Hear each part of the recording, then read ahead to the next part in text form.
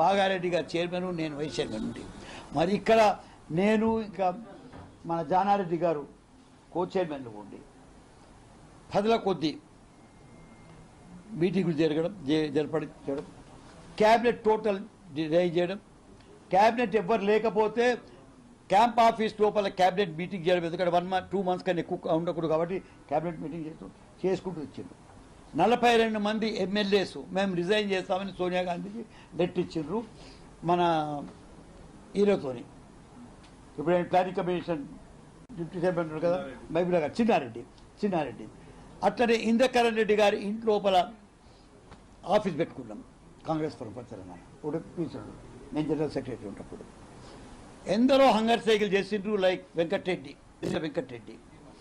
లేదంటారా, అందరికన్నా first resign చేసి వెళ్ళిపోయింది కృష్ణారావు ఫ్రమ్ మహబూబ్ నగర్.